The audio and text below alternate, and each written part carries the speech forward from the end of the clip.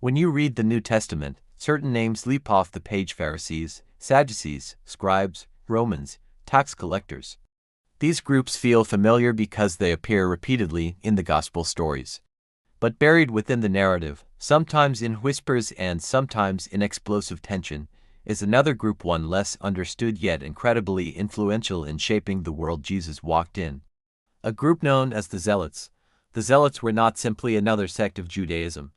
They were a fire, a movement, a pulse of resistance inside an occupied land. Their actions and ideology were so fierce that even Rome, the greatest military power on earth, considered them one of the most dangerous forces in the entire empire. They were not philosophers, they were not temple elites. They were not concerned with theological debates. They were driven by a singular, consuming passion to liberate Israel from Roman oppression by any means necessary, especially violent revolt. It's easy to hear the word zealot and think of extremism, fanaticism, or blind aggression, but the story of the Zealots is far more nuanced. Their movement did not suddenly appear out of nowhere. It was the product of centuries of prophetic expectation, political pressure, national trauma, and religious devotion. They did not only fight with swords, they fought with identity, culture, and the belief that to serve God was to refuse submission to any earthly power. But who exactly were they? Were they heroes? Were they misguided rebels? Were they terrorists? Or were they men and women pushed to the edge by a brutal empire? And more importantly, what became of them? What happened after the destruction of Jerusalem in AD 70? Did they vanish from history, or did fragments of their ideology survive in later Jewish or even Christian movements? Before we dive deep into those questions, it is important to set the stage.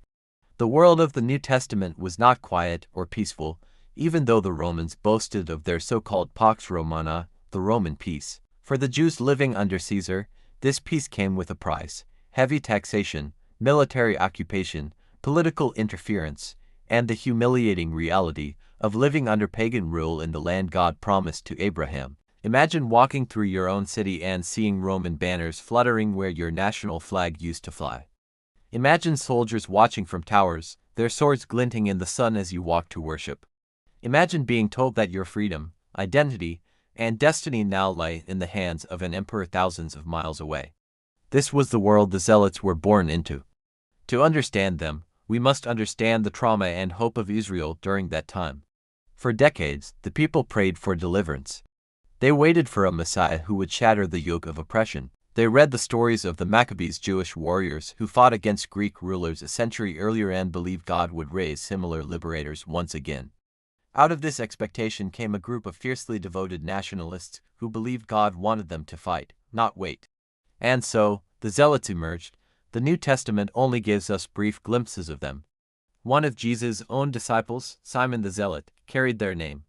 Barabbas, the man released instead of Jesus, was likely involved in their revolutionary activities. And when Jesus spoke of uprisings, swords, and the coming destruction of the temple, he was speaking into a culture already simmering with zealot fervor.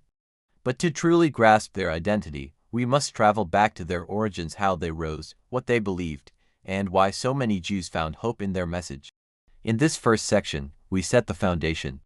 Now, let us step deeper into history, into the birth of the Zealot movement, its ideological roots, and the dramatic rise that shook ancient Judea. To uncover who the Zealots truly were, we must go back to the beginning, to the seeds of revolution sown long before they ever drew a sword. The story of the Zealots begins long before the New Testament years. Their spirit can be traced through three powerful streams of Jewish identity: covenant theology, national trauma, and prophetic expectation. These forces merged into a movement that would define the first century. First, let us consider covenant theology. The Jews believed they were God's chosen people, bound to Him through a divine covenant that placed Yahweh alone as their king. Submitting to foreign rule was not simply humiliating, it felt like idolatry. This belief was more than spiritual, it was political. The Torah shaped their laws, their national identity, and their worldview. Unlike other nations, Israel did not see kings or emperors as supreme. God alone was sovereign. So when Rome marched into Judea, planted its standards, and demanded taxes, the Jewish people felt something deeper than frustration. They felt violation, and movements like the Zealots built their ideology around that theological foundation. Second, national trauma played a massive role. Judea had been conquered repeatedly by the Babylonians, Persians, Greeks, and now Romans. The scars of exile still lingered. Their grandparents told stories of freedom, of the temple, of victories won by heroes like David and Judah Maccabee. The more Rome tightened its grip, the more those stories fanned the flames of revolt. Third, the Jews lived with prophetic expectation.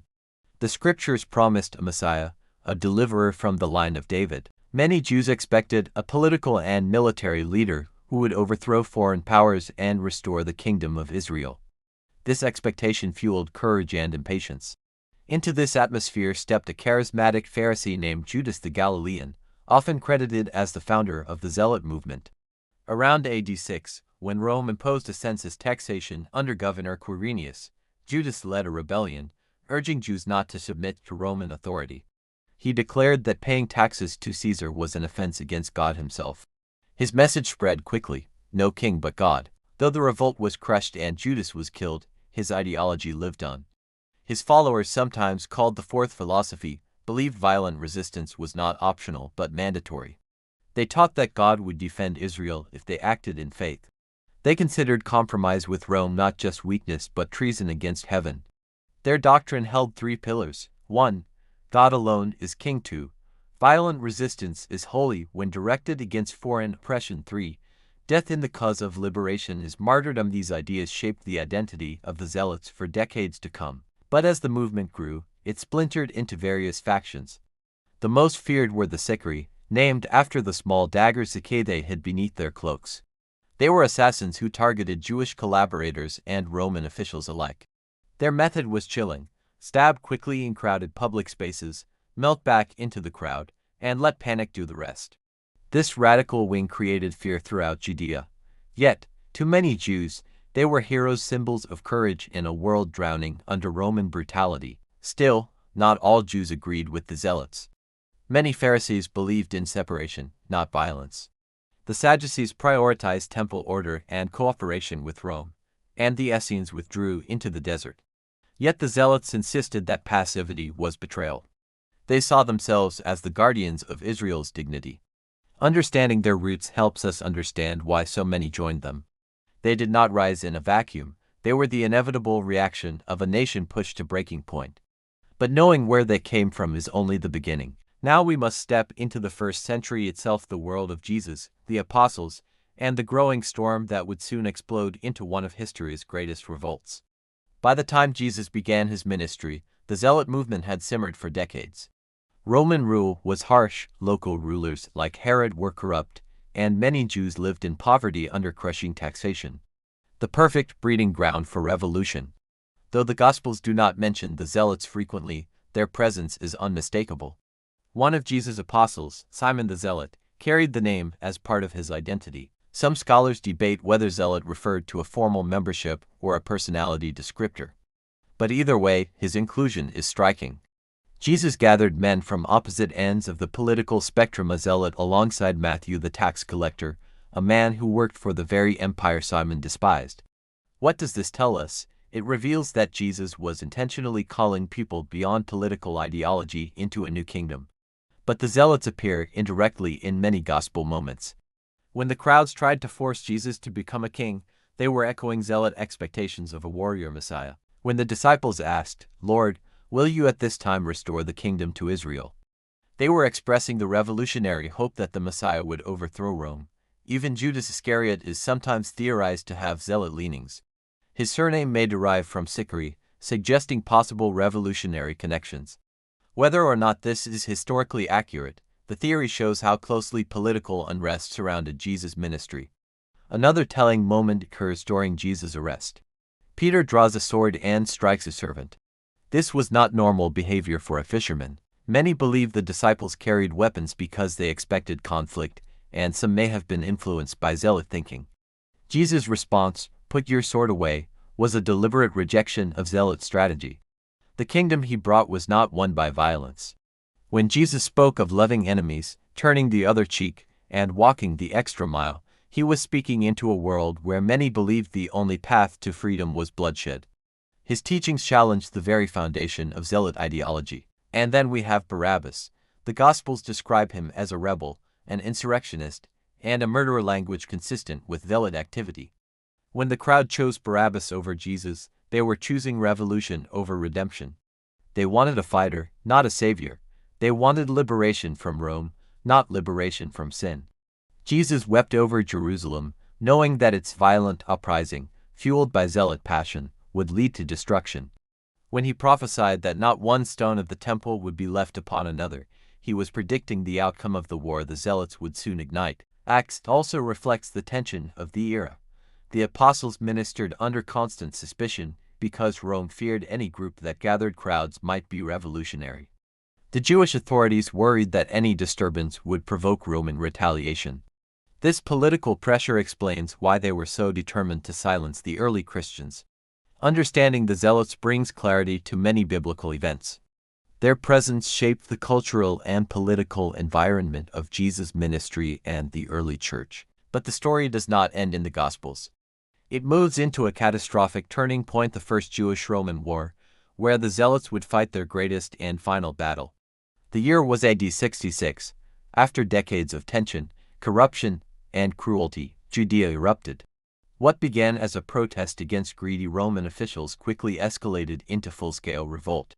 The Zealots seized the moment. They raided Roman garrisons, captured Jerusalem, and declared independence. For a brief flicker of time, they tasted freedom. But their victory was short-lived. Rome responded with overwhelming force. Led by generals Vespasian and Titus, Roman legions marched into Judea with brutal efficiency, crushing city after city. Inside Jerusalem, chaos reigned. Zealot factions turned on each other, each claiming righteous leadership. The Sicarii controlled the temple area. Other zealot groups controlled the upper city. Infighting weakened the defense. Meanwhile, Rome built siege engines, launched stones into the city, and starved the population. The Jews witnessed unthinkable horrors. Josephus, the Jewish historian who observed the war, wrote of famine so severe that families turned on one another. Hope dissolved into desperation. In AD 70, the Romans breached the walls. Flames engulfed the temple, the symbol of Jewish faith and national identity. The Zealots fought until the final moment, refusing surrender.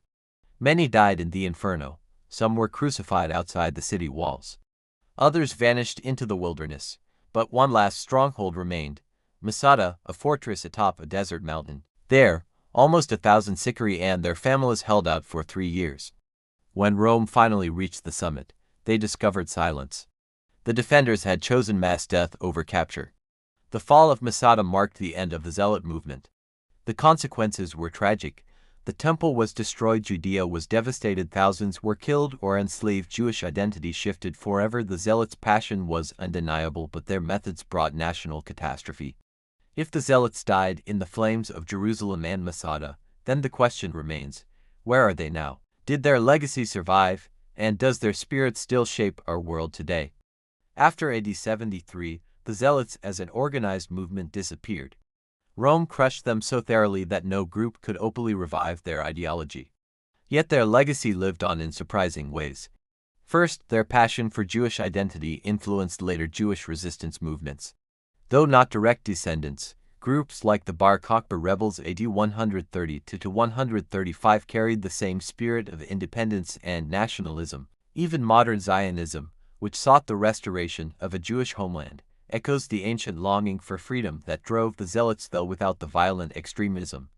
Second, the Zealots shaped Jewish memory. Their courage, mistakes, and sacrifices became lessons. Some saw them as heroes, others viewed them as the reason the temple was lost. To this day, Masada remains a symbol of defiance and survival. Third, their story influenced Christianity. The inclusion of Simon the Zealot among the apostles shows Jesus' ability to transform violent passion into spiritual devotion. Early Christian persecution under Rome was partly fueled by fear of zealot-like uprisings, and the message of peace preached by Jesus stands in stark contrast to the ideology of violent liberation. Fourth, some scholars believe traces of zealot thinking resurfaced in medieval and modern zealotry groups or individuals convinced that religious devotion justifies violent action. This raises an uncomfortable but necessary question. Is zeal good or dangerous? The Bible presents a balanced answer. Zeal becomes holy when aligned with God's purposes. But zeal becomes destructive when rooted in human anger, nationalism, or pride. Paul refers to the Jews as having zeal without knowledge. Zeal without wisdom destroys. Zeal with truth transforms. In the end, the Zealots remind us of the tension between spiritual freedom and political liberation. They longed for God's kingdom, but they tried to build it with swords instead of submission. Their story is a warning and a mirror. Passion without purpose is fire without direction. So where are they now? Historically, the Zealots are gone. But in spirit, anytime someone tries to force God's will through violence, intimidation, or ideologically driven anger, we see their legacy reappear. Yet there is also redemption in their story. If a zealot like Simon could become a disciple of Jesus, then even the fiercest heart can be transformed. Jesus does not extinguish passion, he redirects it. He turns rebels into apostles, fighters into evangelists, and nationalists into kingdom builders. Today, the question we must ask is not, where are the zealots? But, where is zeal in our own lives directed? Toward God's kingdom, or our own agendas? The zealots challenge us to examine our motives, our loyalties, and our passions. They leave behind a legacy of intensity, one that can destroy or build, depending on whose hands it rests in.